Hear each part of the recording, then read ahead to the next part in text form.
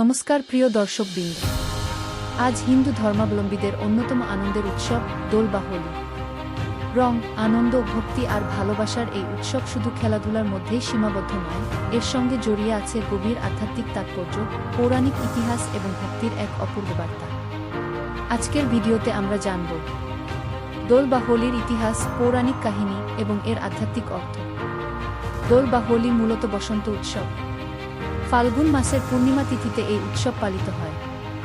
ভারতের বিভিন্ন স্থানে এটি হোলি নামে পরিচিত, আর পশ্চিমবঙ্গ ও ওড়িশায় এটি দোলযাত্রা নামে বিখ্যাত। বিশেষ করে বৃন্দাবন ও মথুরাতে হোলির উৎসব অত্যন্ত জাঁকজমকপূর্ণভাবে উদযাপিত হয়।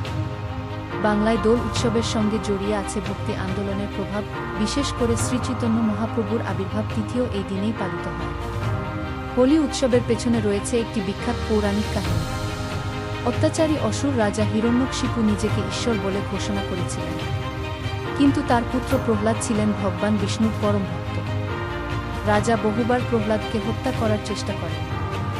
শেষ পর্যন্ত তার বোন হোলিকা, যিনি অগ্নিতে অক্ষত থাকার বর পেয়েছিলেন, প্রহ্লাদকে কোলে নিয়ে আগুনে বসেন। কিন্তু ঈশ্বরের কৃপায় প্রহ্লাদ রক্ষা পান আর হোলিকা দগ্ধ হন। এই ঘটনার স্মৃতিতেই হোলিকা দহন পালিত হয়, যা অশুভ শক্তির বিনাশ ও শুভ শক্তির জয়ের প্রতীক। দোল উৎসবের সঙ্গে গভীরভাবে জড়িয়ে আছে শ্রীকৃষ্ণ ও রাধার প্রেমলীলা। কথিত আছে, কৃষ্ণ শৈশবে মায়ের কাছে অভিযোগ করেছিলেন যে রাধা এত ফর্সা কেন আর তিনি শ্যামবর্ণ কেন। তখন মা যশোদা মজা করে বলেছিলেন, রাধার গায়ে রং মেখে দাও। সেখান থেকেই নাকি রং খেলার প্রচলন। এই রং শুধু আনন্দের প্রতীক নয়, এটি প্রেম, সমতা ও ভেদাভেদ ভুলে এক হওয়ার বার্তা দেয়। বাংলায় দোলযাত্রা অত্যন্ত ভক্তিমূলক পরিবেশে পালিত হয়। মন্দিরে মন্দিরে শ্রীকৃষ্ণ ও রাধার বিগ্রহকে দোলনায় বসিয়ে পূজা করা হয়।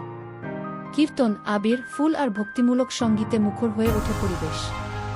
বিশেষ করে নবদ্বীপে এই দিনটি অত্যন্ত তাৎপর্যপূর্ণ, কারণ এটি শ্রীচৈতন্য মহাপ্রভুর আবির্ভাব দিবস হিসেবেও পালিত হয়।